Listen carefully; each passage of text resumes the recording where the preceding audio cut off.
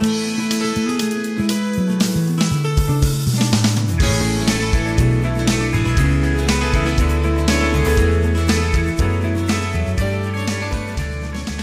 thank you very much for the opportunity to be with you here today. I'd like to start by thanking Kelly for inviting me to join you here today. I think what we're involved in here today is extremely important, and I really commend the Ivey School for the initiative of this kind of focus, because as I, through my experience in providing leadership within the healthcare sector in Canada, I think this is the kind of leadership that we need for the future, is people who are indeed MBA revolutionaries, perhaps policy entrepreneurs, science and business knowledgeable in that entrepreneurship.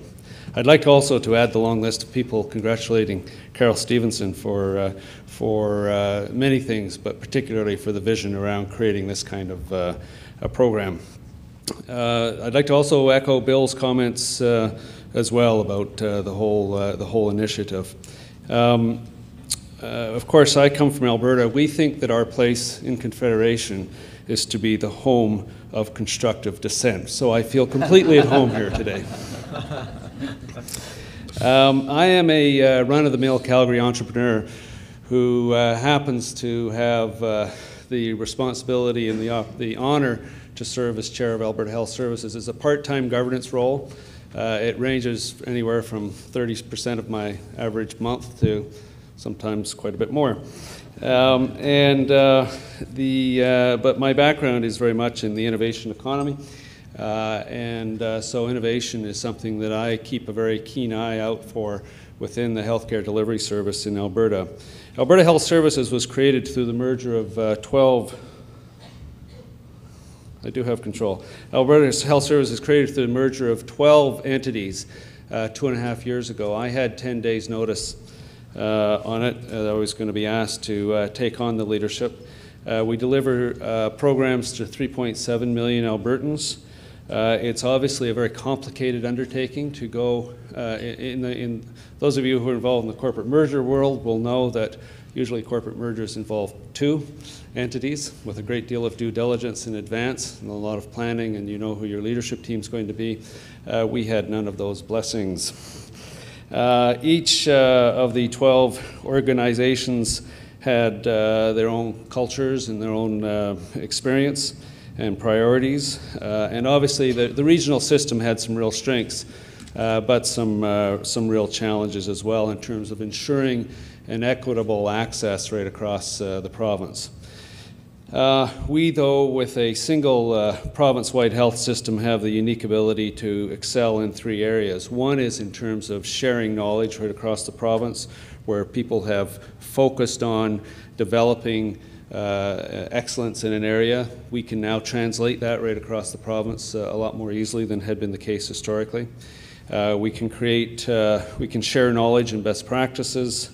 We can create equity right across the province, so it doesn't matter where you live, you have a relatively equitable access. And the one area where we've been able to, in the relatively short life of Alberta Health Services, is to achieve the advantage of economies of scale that put cost savings on the back end into a more cost-effective model. Of course, with government in general, the regional health authority system had differing levels of discipline around board governance. And when you think about it, in the corporate community, board governance practices have evolved dramatically in the last decade. I would observe that in the public sector, that has been slightly more glacial in acceptance of good governance practices. And so what we're involved in Alberta is an initiative to try and improve governance levels within the public sector. So we're doing quite a bit of pioneering work, it's kind of pioneering work that usually doesn't garner a lot of attention or interest from the public. So the there are many measures and responsibilities and fiduciary duties of a board, one of which is to provide strong leadership to guide human performance within the organization. We also have to effectively manage the enterprise risk. This is a business, this is an activity, human activity, where there are lots of risks, and it's a culture that tends to be risk averse. But one of the areas where we have, I think, been weak is actually using tools like the internal audit function to ensure that you actually have insight into what's going on in the organization and that you can manage enterprise risk. We've articulated a pretty clear strategic direction, and we have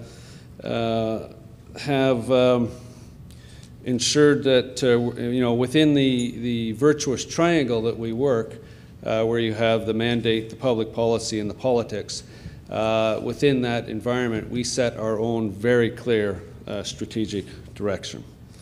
Of course,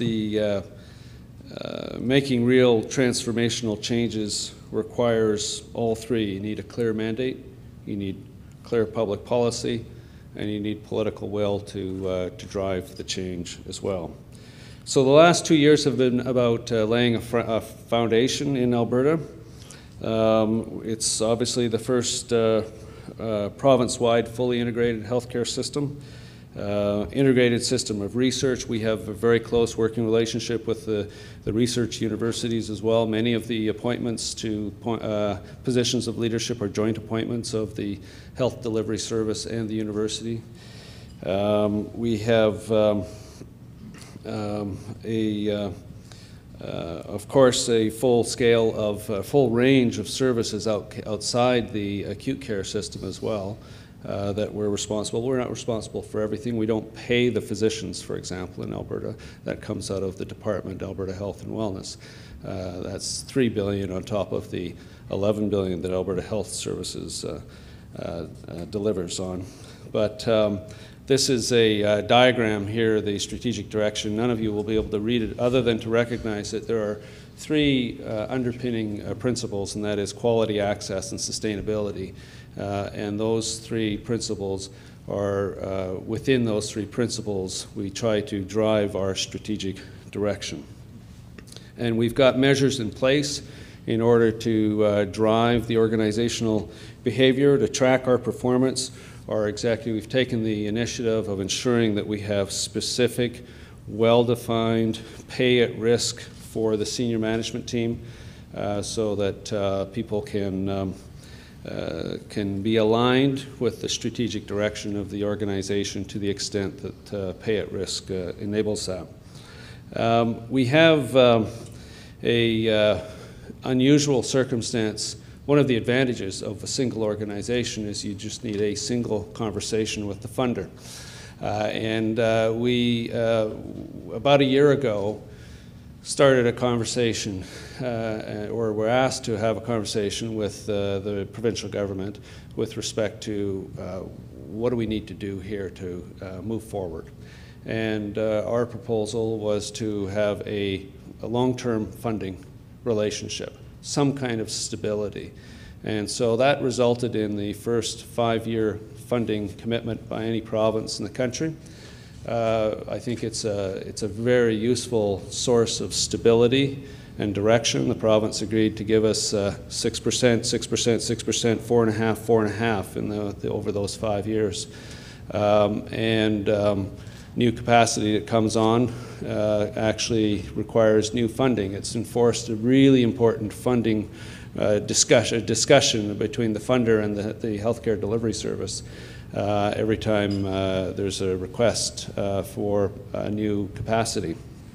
Well, that's obviously we're targeting the resources that we have towards emergency and surgical wait times, increasing capacity and choice in seniors care, and emphasizing increased access to care and services in the community. And that's the financial stability of a 5-year funding plan, which in the face of a global economic meltdown looks pretty good, we're able to still plan and know that we have stability. We can build a budget well in advance of the fiscal year so that you actually, so that people have no excuse for not meeting budget. And the work has to be done in advance. And it creates a certain discipline within the organization, within the whole organization, including the government. So that's some of the innovation that we've been able to undertake. You know, there is a balance point, though. The kind of innovation, innovative thinking that times of scarcity creates is also an important driver of innovation, where if there's scarce resources, people feel they really need to be innovative. So I don't discount the value of that. We went through about 1.5 years of that as well, not wishing to miss an opportunity for innovation. And actually, you know, in some systems, you need to, if you see that, that's a crisis you should not pass up on, because innovation comes out of all kinds of different pressures, and a time of scarcity is actually a tremendous advantage to encourage everybody to get with the flow in terms of creating innovation as well. We've created a lot of structures within Alberta Health Services to drive quality improvement, because of course we know that's a critical enabler of innovation as well. We have a quality and healthcare improvement portfolio which brings together the patient safety, the clinical quality support, clinical practice improvement, and patient concerns, because of course we know that patient concerns can be an important driver of innovation as well. We've created clinical networks right across the province, so instead of having silos between Calgary and Edmonton and all other parts of the province, we now have clinical networks that where professionals within the area of cardiac, pulmonary, stroke, cancer, mental health, bone and joint surgery, emergency intensive care, those are all areas where they have their own clinical network where people can collaborate, find best practices, and implement. The emergency wait times obviously is a very topical discussion point. I know it's true in Alberta, and I'm sure it's true everywhere else in most of the Western industrialized world. We've brought together the clinical leadership from across the province. They met recently, about 10 days ago.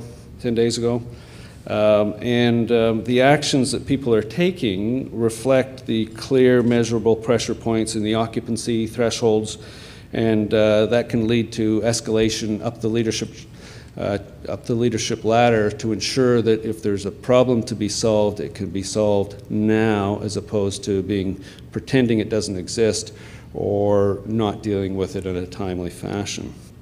So we're looking at making changes in EMS, the pre-hospital system, continuing care, home care, and other community-based initiatives.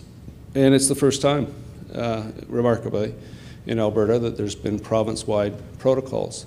And it came about because we had to do it. And so that tells you a bit about, we had to find a way to do better at what we were doing. And one of the advantages of having one system is that we were able to sort of look across the range of possible actions and actually push for something that is innovative. And that's really some of the opportunity we found in terms of integration within Alberta. Chronic disease management we've heard a bit about today. Clearly we have the opportunity to provide a more integrated and comprehensive service to Albertans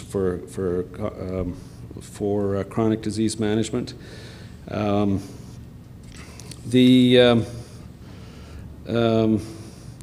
Alberta Health Services clearly is a very large organization. Our mandate from the Premier is to create the best performing publicly funded health system in the country now and for the future. Today, we're not. And in fact, today, Canada is not, within the OECD, is not the best performing system, given what we invest in it. So we all collectively, we're happy to throw in with other Canadians to ensure that we try to learn from each other what the best practices are. And the goal in Alberta is we're moving to ensure that we can be a leader in healthcare, that one of the advantages we have is we have the advantage of strategic focus. We actually can be strategic if we seize the opportunity to be strategic, and we can deploy our resources as effectively as we possibly can, even in a large system with the critical mass that's moving us forward already. We do have a very exceptional opportunity in Alberta. I mean, we collectively in Alberta spend probably $500 million on research, obviously not as much as a larger province like Ontario, but it's still a material investment. And collaborating with other provinces, I think we can do some exceptional stuff if we pick our niche and niches of expertise where we can make a big contribution. And of course, you have the Alberta tendency as the home of constructive dissent, to think that you can probably do just about anything. And that's an important enabler in an innovative society as well. So what are the lessons from what we've been through? I would say as a governance expert that I am increasingly becoming, I would say that governance really, really matters. You really need to set the tone at the top. Leadership and direction and focus are critical. Strategy is the starting point. You need to ensure that you provide great direction for folks within the system so they know where we're going, even to the point where we're at today, where we've had a change in the leadership in the CEO in the province of Alberta. But I'm confident that we will continue on the path we're on, because around that CEO was built a leadership team that already knew where they were going, with a clear plan, a clear budget, clear determination, clear strategy and plan, operational plan that knows where we're going, and we will carry on in spite of the change of leadership. And that's really perhaps the best testament to the leadership of Dr. Stephen Duckett, who recently left the organization. So with that, I'd look forward to the discussion, and I thank you for having me here today.